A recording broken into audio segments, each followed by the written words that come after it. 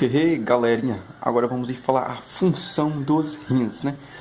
Como todo mundo pensa que a principal função do rim aí seria a filtração, mas é uma maneira errônea se eu falar isso, né? Por quê? Porque o rim tem várias funções, que é o que vamos apresentar agora, né? Certo? Uma das primeiras funções aí do rim seria a secreção de produtos do metabolismo. Então, o rim vai ter como função aí secretar os produtos que ocorrem no metabolismo celular, né? Lá na respiração celular, todos aqueles metabolismos que as células utilizam e que mandam para o sangue, né? Correto? Regulação da concentração hídrica. Como funciona essa regulação da concentração hídrica? Como eu sei, no sangue eu vou ter células que eu posso chamar de hemácias. Células que chamam hemácias, né? Lá no sangue eu tenho as hemácias e eu também tenho o plasma sanguíneo. Plasma sanguíneo que é composto lá por água e por alguns eletrólitos, né? Então, essa regulação hídrica, ela vai ocorrer, né? Vai ocorrer dessa regulação do plasma sanguíneo, né? Então, outra função do rim também é a regulação dos eletrólitos como de potássio, bicarbonato, sódio, H+, né? Esses eletrólitos aí. Também o controle da pressão arterial. Se eu tenho uma regulação da concentração hídrica, uma regulação, né, dessa concentração de volemia no meu sangue, então, consequentemente, eu tenho um controle de uma pressão arterial, né? Controle do equilíbrio ácido-base, né? Também eu tenho um controle desse equilíbrio ácido-básico, porque vai ter determinadas partes lá do rim que eu vou ter a eliminação de ácidos, né? Controlar e deixar meu sangue sempre nos padrões de normalidade, né? Os padrões aí de normalidade, essa acidez, esse pH, né? Na verdade, né? Esse pH sanguíneo é sempre nos padrões de normalidade devido ao controle do equilíbrio ácido-base. Eu também tenho a produção de um hormônio, né? Tenho produção de hormônios no meu rim. Agora um exemplo aí, que tipo de hormônios aí que eu tenho, né? Produzido aí no rim. Eu tenho a produção da eritropoetina. Esse nome aí do cão para falar, eritropoetina. A eritropoetina é um hormônio que ela vai estimular a produção de hemácias lá na minha medula óssea, né? Se relembrarmos, temos lá na medula óssea, temos a produção de hemácias, certo? Então, a produção de hemácias lá na minha medula óssea é devido a esse hormônio aqui, eritropoetina, correto? Quando eu tenho uma baixa concentração de hemácia na minha corrente sanguínea, isso é identificado pelo meu rim, que meu rim produz esse hormônio que é a eritropoetina. Essa eritropoetina estimula a medula e a medula produz mais hemácias, né? Para deixar mais hemácias disponível no meu sangue, correto? Lembrando que as hemácias vão fazer o transporte aí de oxigênio, então ela é de vital, né, importância, de muita importância, correto? De forma didática aqui, um desenho para representar o meu rim, correto? Lembrando que é de forma didática. No meu rim eu vou ter então o córtex renal, e mais internamente eu vou ter a minha medula renal, certo? Dentro da medula renal eu vou ter o que? Eu vou ter as pirâmides renais, e nas pirâmides renais eu vou ter umas estruturas, né? Os pequenos ductos que eu chamo de papilas renais. Essas papilas renais vão compor aí minha pirâmide renal. Minha pirâmide renal ela vai desembocar em outras estruturas que eu chamo de ductos, de cálices menores.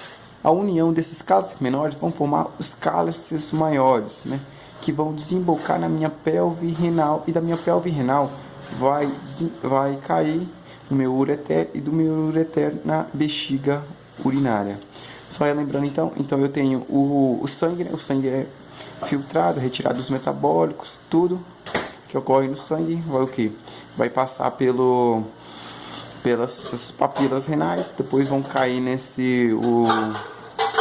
cálices renais menores, depois os cálices renais maiores, depois a minha pelve renal, depois o meu ureter, correto?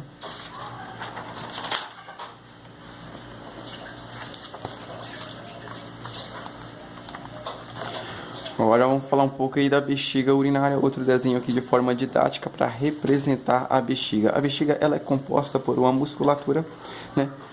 Como essa musculatura que compõe a bexiga é uma musculatura que eu falo de musculatura lisa, correto? Igual no coração, né? No coração tem um miocárdio, que é o músculo do coração. Na minha bexiga urinária eu tenho um músculo que chama músculo detrusor, né? Músculo detrusor, correto? Essa bexiga urinária ela comporta aí, em média 600 ml de urina, certo? E esse é um valor médio aí que a minha bexiga urinária consegue armazenar, porém ela não deixa, né, que chegue a esse limite, porque eu tenho o meu reflexo de micção. O reflexo de micção vai ocorrer com 300 ml. O que seria esse reflexo de micção? E esse reflexo de micção seria um reflexo medular.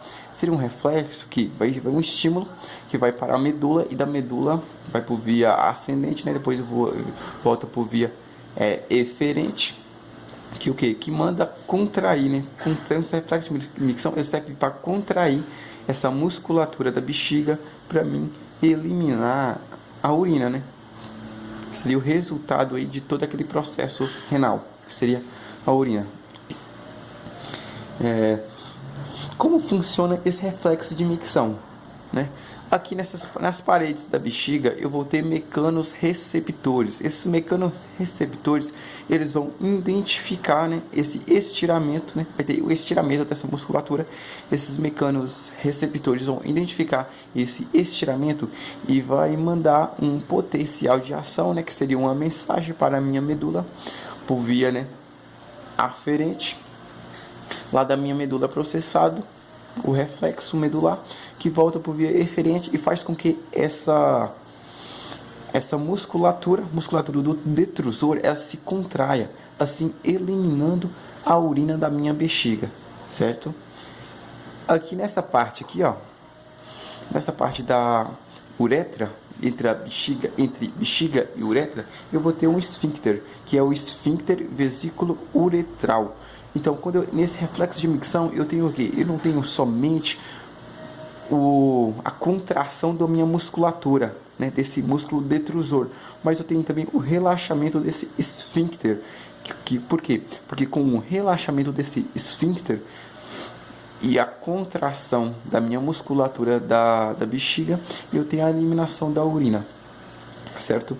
Então essa contração e esse relaxamento desse esfíncter vesículo uretral é de forma involuntária, é de forma reflexa, então eu não tenho o controle. Aí vem a pergunta, né, mas como eu consigo controlar, quando eu quero fazer xixi, eu consigo controlar? Como, né? Eu consigo controlar porque aqui nessa região pélvica aqui eu tenho uma musculatura, que é a musculatura pélvica. Então eu consigo controlar devido à contração que inibe a passagem da urina. Então é ter essa contração. Então ocorre o que? Quando eu tenho 300 ml, eu tenho um reflexo. O reflexo manda o estímulo lá para a medula, que faz com que a musculatura da bexiga contraia. Aí muitas vezes eu estou em um momento que eu não posso estar eliminando essa urina. Então eu tenho a contração pélvica. Mas como os meus mecanorreceptores, né, são células que têm o potencial de ação, como eu tenho a acomodação, né, desse estímulo, faz com que eu contraia e essa vontade de urinar passe, devido a essa acomodação, né? A acomodação, eu tenho lá um limiar, né? Devido na verdade ao aumento do limiar, né? Que vai passar, que vai ter esse potencial de ação. Então, devido a esse aumento desse limiar, que seria propriamente uma acomodação, eu consigo conter. Consigo conter essa urina aqui nessa bexiga. Eu tenho a contração, mas a minha contração da minha musculatura pélvica impede que a urina passe e a vontade acaba passando, certo? Mas isso não é benéfico. Por quê? Porque a bexiga, quando eu seguro muito a urina, eu tenho uma grande tendência de ter infecções urinárias, né?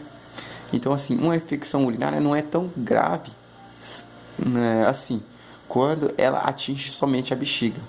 Quando ela sobe mais pouco, quando chega lá no rim, aí quando chega lá no rim, aí é um pouco mais grave, que eu tenho a pielonefrite, que é a pielonefrite. Pielonefrite, que seria a infecção de rim, né? Aí já é totalmente grave, porque consequentemente pode atingir a circulação sanguínea e complicações maiores aí ao indivíduo. Então devemos tomar cuidado aí a essa infecção de rim, né, que seria um caso mais grave. Então, galerinha, isso aí é uma aula básica aí de como é o funcionamento do rim. Tchau e boa tarde a todos.